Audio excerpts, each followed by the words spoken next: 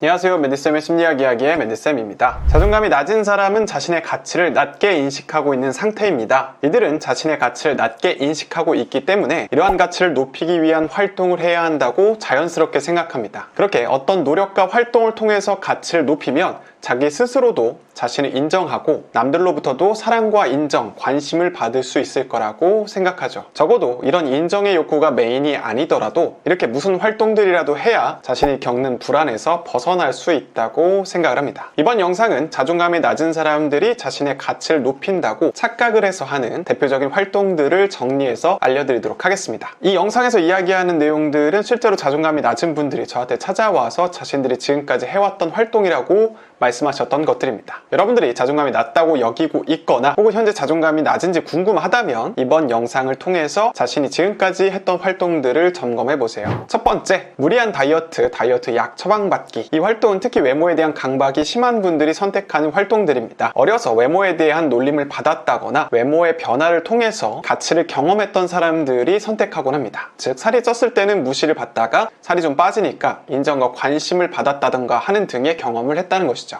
적정한 수준의 다이어트는 자존감 향상에도 도움이 되고 긍정적인 경험을 하는 데에도 도움이 됩니다. 하지만 오직 자신의 몸무게가 가치를 결정한다고 믿는 경우 다이어트를 통한 신체 변화는 새로운 문제를 야기할 수 있습니다. 몸무게가 줄어들면 잠시 기분이 좋아지고 가치가 있다는 느낌이 들지만 이내 몸무게가 늘어나기 시작하면 곧바로 우울과 불안이 찾아올 수 있습니다. 또한 현재 몸무게가 줄어든 상태라고 해도 다시 살이 찔 수 있다는 불안도 지속적으로 찾아올 수 있죠. 그리고 이는 이전에 겪었던 상처, 즉 외모에 따른 차별을 겪거나 소외받을 수 있다를 다시 건드릴 수 있습니다. 그러면 이 상처를 피하기 위해서 또 불안을 잠재우기 위해서 몸무게 관리에 대한 강박이 일어날 수 있는 것이죠. 여기에 더해서 다이어트 약까지 쓰게 되면 더 심각성은 커지게 되는데요. 뉴스에서도 이런 부분들이 보도되고 있는데요. 몇몇 병원에서 중독과 불안 그리고 우울 증세까지 일으킬 수 있는 약들을 과잉 처방하는 경우들도 있다고 합니다. 소위 다이어트 약으로 유명한 병원들이 좀 무분별하게 이러한 약들을 처방하는 것으로 알려져 있는데요. 이 기회가 되어서 소개를 해보자면 이 대표적으로 알려진 다이어트 약의 부작용들은 다음과 같아요. 소화기계 부작용, 중추신경계 부작용, 그리고 심혈관계에 문제를 일으킬 수 있고요. 무엇보다도 의존성과 중독성을 일으키고 그리고 불안과 우울을 증가시킨다는 보고가 있어 왔습니다. 특히 제가 주목하는 부분은 불안과 우울 측면인데요. 평소에 자존감이 낮아서 불안과 우울을 자주 느끼고 있는 사람이 다이어트 약을 먹고 불안과 우울 증세가 더 커질 수 있다는 것이죠. 이 병원에서는 약을 처방하기에 앞서서 이러저러한 부작용에 대해서 소개를 하겠지만 개인이 자신의 어떤 병력이나 힘듦을 숨긴다면 별다른 제지를 하지 않는 것으로 보입니다. 그리고 다이어트에 대한 강박이 심한 사람들은 이러한 자신의 기존에 갖고 있던 질병들을 숨길 수가 있겠죠. 여러분들에게 몸매가 자존감에 끼치는 영향력이 적지 않겠지만 여러분들의 가치는 오로지 여러분들의 몸매에서만 오는 것은 아닙니다. 그리고 여러분들의 가치가 몸매에만 있다고 믿지 않아야만 살이 찌는 것에 대한 두려움에서 벗어날 수 있습니다. 두 번째 활동은 바디 프로필 찍기입니다. 이 바디 프로필 촬영은 자신의 몸매를 기록으로 남기는 대단히 멋진 활동입니다. 물론 그걸 하고 싶어서 하고 싶은 속도로 한다면 말이죠. 꽤나 많은 사람들이 이러한 바디 프로필을 찍기 위해서 무리해서 운동을 합니다. 그리고 다양한 부작용들이 일어나죠. 대표적으로 알려진 부작용들은 극단적인 식단과 운동 때문에 신체에 무리가 오고 신장도 나빠질 수 있고요. 심리적 압박감을 느끼고 심지어는 폭식증, 탈모, 생리불순 등의 부작용도 이어질 수 있다고 합니다. 이 바디 프로필 촬영 붐은 아마도 인스타그램 등의 SNS가 원인이었을 것이라고 추측할 수 있습니다. 이 바디 프로필을 열심히 찍고 인스타그램에 올리면 많은 사람들의 부러움과 큰 관심을 얻을 수 있기 때문이죠. 아마도 여러분들은 누군가의 인스타 사진에 영향을 받아서 바디 프로필 도전을 시작했을 수 있습니다. 그들의 그런 노력이 멋있기도 하고 대단해 보였을 것입니다. 그리고 그와 동시에 대외적으로 좋은 평가로도 이어지는 것이 부러웠을 수도 있죠. 하지만 저에게 찾아온 사람들이 이야기하는 바디 프로필 찍기 과정은 전혀 멋있지는 않았습니다. 뭔가가 항상 불안하고 가치감을 느끼지 못하던 사람들이 운동을 시작하고 바프를 찍기로 결정했습니다. 하지만 그 과정은 너무 힘들고 불편하고 스트레스였다고 합니다. 늘 식욕을 통제하고 운동량을 늘리는 등의 활동이 너무 힘들었다는 것이죠. 건강도 계속 나빠졌었고요. 무엇보다도 그걸 해낸 후에 자신의 가치 있게 보았다기보다는 앞서 다이어트의 이야기와 동일하게 잠시 기분이 좋았다가 이내 다시 가치감이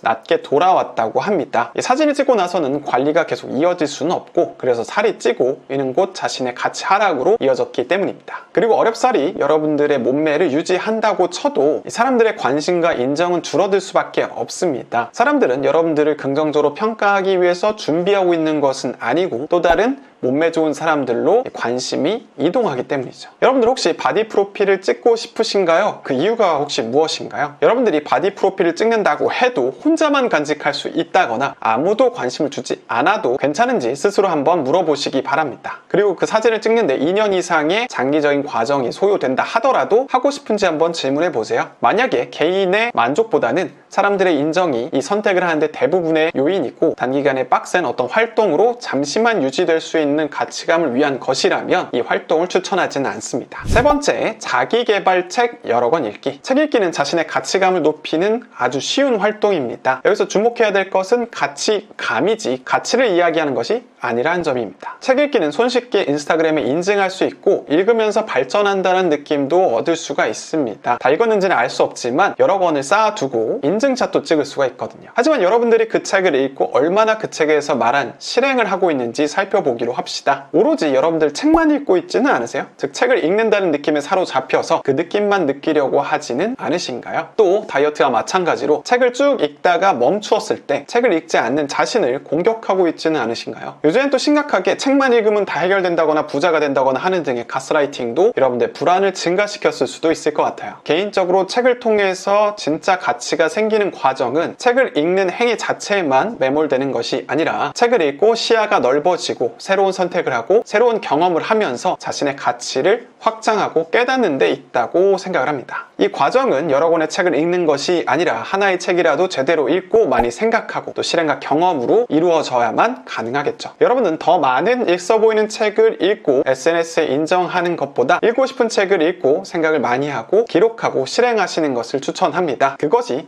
여러분들의 진짜 가치를 높이는 행위에 가까울 겁니다. 그리고 이거는 자기계발 유튜브를 계속 보고만 있는 거와 큰 차이는 없을 것 같아요. 네 번째, 사주 타로 보기. 자존감이 낮아서 힘겨운 삶을 지속하는 사람들 중에는 이에 대한 해결과 해석을 내면 혹은 심리 전문가에게서 찾기보다는 운명에서 찾는 경우들이 있습니다. 그래서 용하디 용한 점술가나 사주팔자를 해석해주는 사람들을 찾아가고 나름의 답을 듣고 옵니다. 한두 명의 점쟁이나 역술가에게서 재미로 이런 타로나 사주를 본다면 뭐 나쁘지 않겠지만 자신의 삶에 대한 불안이 큰 사람들은 한 점쟁이, 한 역술가에게만 찾아가지 않습니다. 좀 더 용한, 좀 더 듣기 좋은 말을 해주는 사람들을 찾아서 끊임없이 시간과 돈을 소비하곤 하죠. 심각한 경우엔 재산의 상당 부분을 쓰는 경우들도 있다고 해요. 그리고 그들이 말한 말을 철석같이 믿기도 합니다. 내가 힘든 이유는 무슨 살을 내가 갖고 태어났기 때문이라는 거죠. 물론 이게 누군가한테는 매우 적합한 해석이었다, 나는 맞더라 하는 분들도 계실 텐데 저 개인적으로 동의하지 않습니다. 사회과학을 하기 때문에 그런 것 같아요. 어느 측면에서 좀 이해가 되기도 해요. 기존의 생각과 노력으로는 뭔가 해석도 안 되고 이 무력감만 느끼게 되니까 이를 다르게 해석하고 또 새로운 방법을 찾는 것은 이상하다고 볼 수는 없겠죠. 하지만 저는 이때 사람들이 지금까지 해왔던 활동들은 제가 앞서 말한 것처럼 자신의 가치를 높이기 위해서 어떤 겉으로 약간 억지로 하는 활동이었지 않았을까라는 생각을 해봅니다. 여러분들의 불안과 걱정, 스트레스는 정신건강 전문가나 심리상담사들이 더 전문적이라고 말씀드리고 싶어요. 재미로 사주와 타로를 보면 모를까 삶을 해석하고 또 삶의 지표로 삼는 것은 저는 매우 위험하다고 생각을 합니다. 여러분들의 운명은 정해진 것이 아니라 개선하고 노력하면 바뀔 수 있습니다. 단지 여러분들에게 맞는 적절한 처방과 조언을 찾지 못했을 뿐이죠. 제가 여러 영상에서 계속 강조하는 부분이지만 여기서도 강조하고자 합니다. 여러분들은 노력과 능력 개발을 통해서 가치를 높일 수 있다고 믿겠지만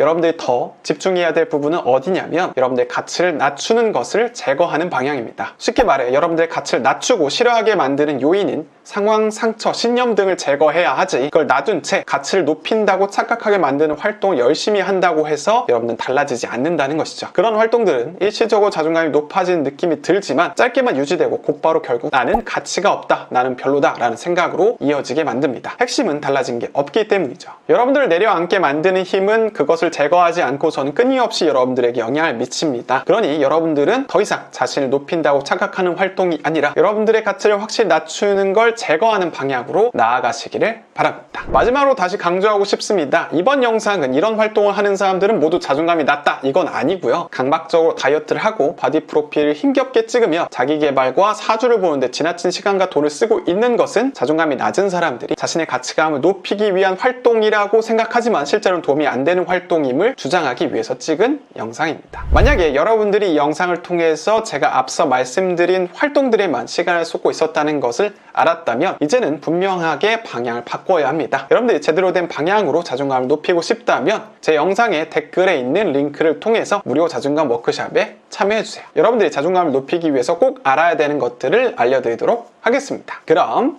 안녕!